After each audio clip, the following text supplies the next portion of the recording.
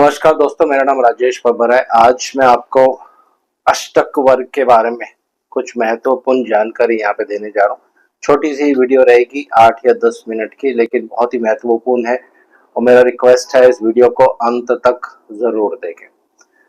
इस वीडियो में आपको मैं बताने वाला हूँ कि अगर आपको कोई शुभ मुहूर्त निकालना है लेकिन किसी तरह से शुभ मुहूर्त नहीं निकल पा रहा है, चंद्र बल नहीं है, तारा बल नहीं है और एक अच्छा समय आपके पास नहीं आ रहा है, तो इमरजेंसी में एक मुहूर्त निकालने की विधि होती है जो आप अष्टक वर्ग से यूज कर सकते हैं। तो इसी पर पूरी वीडियो आधारित है। वीडियो आरंभ करने से पहले भगवान गणेश जी और भगवान शनिदेव से आराधना करूंगा सबके घर में सुख और शांति बनाए रखें। तो आइए शुरू करते हैं आज का अपना टॉपिक, अष्टक वर्ग। ये दो कुंडलियां मैंने यहाँ पे बनाई हैं। पहले मैं आपको ये एक्सप्लेन कर देता हूँ कि ये क्या है। ये लगन कुंडली है, जैसे ऊपर एल लिखा है, ला लिखा हुआ है तो लगन कुंडली हो गई।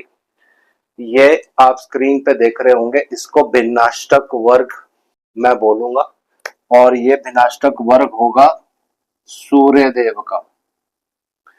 अष्टक वर्ग और भिन्नाष्टक वर्ग और समुदाय अष्टक वर्ग, इसके दो पार्ट्स होते हैं। यानी अष्टक वर्ग के अंदर ही समुदाय अष्टक वर्ग होता है जिसमें टोटल शुभ बिंदु लिए जाते हैं, और उसके अंदर होता है भिन्नाष्टक वर्ग, यानी हर ग्रह को कितने शुभ बिंदु मिले हैं। 7 ग्रह और लगन इसमें लिया जाता है, राहु केतु इसमें नहीं लिए जाते हैं। तो किस ग्रह ने कितने शुभ बिंदु दिए हैं सूर्य देव को, उसके हिसाब से बन जाता है भिन्नाष्टक वर्ग। आप स्क्रीन पे देख रहे होंगे। आप उदाहरण के लिए आपको करना क्या है, अगर आपको एक शुभ मुहूर्त लेना है यानी एक शुभ कार्य करना है, इमरजेंसी है, तो इसकी एक विधि मैं आपको बताने जा रहा हूँ। तो ये हो गई हमारी लगन कुंडली, ये 4 नंबर की कुंडली है। तो आपको सूर्य देव का भिन्नाष्टक वर्ग देखना है। यह हर सॉफ्टवेयर में आपको मिल जाएगा, भिन्नाष्टक वर्ग उसमें लिखा होता है। तो आपको देखना है किस जगह पे, उदाहरण के लिए अगर यहाँ पे 7 लिखा है, 7 का मतलब यहाँ होगा 7 शुभ बिंदु जो कि अलग अलग ग्रहों के द्वारा सूर्य देव को दिए गए हैं। 7 नंबर राशि नहीं है, ये आप थोड़ा सा ध्यान रखिए। ये 7 शुभ बिंदु है। और उदाहरण के लिए यहाँ पे 6 लिखा है, तो ये 6 का मतलब होता है 6 शुभ बिंदु। सिर्फ एक दो उदाहरण ले लेता हूं ताकि कॉन्सेप्ट टेक्निक क्लियर हो जाए। जो आपकी लगन की राशि होती है वही राशि इसी तरह इसी चक्कर में ये भिन्नाष्टक वर्ग भी होगा। तो यहाँ पे 4 नंबर आएगा, यहाँ 5 आएगा, इस तरह से पूरी राशियां भी इसमें सेम लिखी जाएंगी। लेकिन ये जो अंक होंगे हर कुंडली में अलग अलग होंगे। किसी में 4 होंगे, किसी में 3 होंगे, किसी में 2 भी हो सकते हैं और किसी में 6-5 अलग अलग होंगे। अलग अलग भाव में अलग अलग अंक आपको देखने को मिलेंगे। अब पहली चीज, शुभ मुहूर्त निकालने की एक बहुत अच्छी विधि, आपको ये देखना है कि जिस समय आपको शुभ कार्य करना है उस समय में, उस सोलर मंथ में सूर्य देव किस राशि में गोचर कर रहे हैं। ये पहला नियम है। तो उदाहरण के लिए पहले लगन कुंडली लेते हैं। लगन कुंडली में सूर्य देव 5, 6, 7, 8, 9, 10, 11, 12, 1, आज का ही उदाहरण ले लेते हैं। यहाँ पे सूर्य देव गोचर कर रहे हैं। गोचर, ये आपको ध्यान रखना है। ट्रांजिट ले रहा हूं मैं, ये लगन कुंडली के सूर्य देव नहीं है, ये गोचर के सूर्य देव है। गोचर के सूर्य देव मेष राशि में है। तो यहाँ भी हमारी मेष राशि आएगी क्योंकि कुंडली उसी हिसाब से चलेगी। यहाँ 4 नंबर लिखा है तो यहाँ पे मैं लिख देता हूँ मेष राशि। ये राशि है, ये शुभ बिंदु है। मैं फिर से रिपीट कर रहा हूँ।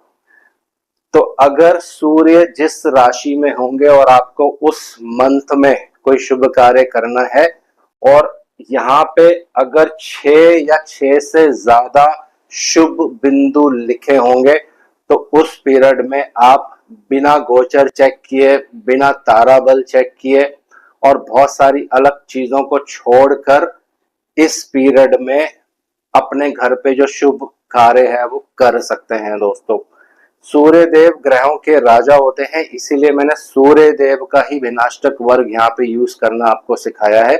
ये एक विधि हो गई।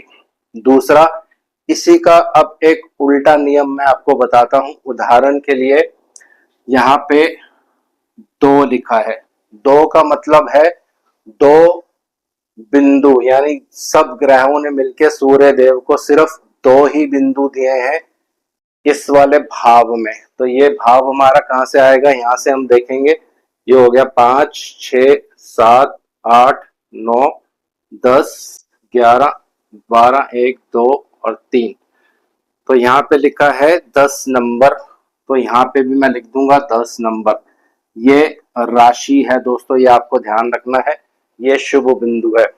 और आपने शुभ मुहूर्त निकाल लिया है, शुभ कार्य करने आप जा रहे हैं, सारी चीजें फिक्स हो चुकी हैं, लेकिन गोचर के सूर्य देव अगर 10 नंबर राशि में गोचर कर रहे होंगे और उसी महीने में आपको कोई शुभ कार्य करना है, तो ये अष्टक वर्ग आपकी मदद करेगा, यानी भिन्नाष्टक वर्ग आपकी मदद करेगा। इस पीरियड में शुभ कार्य आपको नहीं करना चाहिए।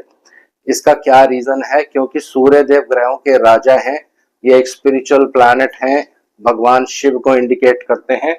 तो जिस भी राशि में कुंडली के अनुसार सूर्य देव के भिन्नाष्टक वर्ग में 2 या 3 बिंदु रहते हैं, उस मंथ में, उस महीने में कोई शुभ कार्य आपको नहीं करना चाहिए। तो जब भी सूर्य देव आपकी कुंडली में, कर्क लग्न की ये कुंडली है, 10 नंबर राशि में जब भी सूर्य देव गोचर करें, तो यहाँ पे 2 शुभ बिंदु सूर्य देव को मिले हैं, जो कि बहुत कम होते हैं, तो यहाँ पे शुभ कार्य नहीं करना चाहिए। ये पहली विधि हो गई। अब चलते हैं आगे दूसरी विधि। दूसरी विधि में हम क्या करेंगे, जो मैंने आपको पहले बता दिया कि अगर आपको अप्रैल के महीने में कोई शुभ कार्य करना है और आपकी कुंडली में सूर्य देव मेष राशि में अभी गोचर कर रहे हैं एट प्रेजेंट, और कुंडली में मेष राशि में सूर्य देव के भिन्नाष्टक वर्ग में 6 या 7 शुभ बिंदु हैं, तो वो महीना आपके लिए बिल्कुल ठीक है। साथ साथ आपको क्या करना है, बृहस्पति देव का गोचर ये भी साथ में आपको जोड़ लेना है। तो उसी समय में अगर बृहस्पति देव भी मेष राशि में गोचर कर रहे हो, ये पहला नियम, अगर बृहस्पति देव यहाँ पे हो तो आप शुभ कार्य 100% कर सकते हैं। बृहस्पति देव एक राशि में 1 साल रहने वाले हैं, तो महीना कैसे निकालेंगे, जब सूर्य देव मेष राशि में गोचर करेंगे, तो वो समय आपके लिए अच्छा रहेगा। तो मेरे ख्याल से कॉन्सेप्ट बिल्कुल क्लियर हो गया होगा। अगर बृहस्पति गोचर वहां पे नहीं भी कर रहे होंगे, लेकिन अगर आपको शुभ कार्य करना अति आवश्यक है, तो सिर्फ सूर्य देव का गोचर ले लीजिए अपनी कुंडली के अनुसार, और वहां पे भिन्नाष्टक वर्ग में देख लीजिए, अगर सूर्य के 7 या 6 शुभ बिंदु हैं, तो उस सोलर मंथ में, उस महीने में आप शुभ कार्य अवश्य कर सकते हैं दोस्तों।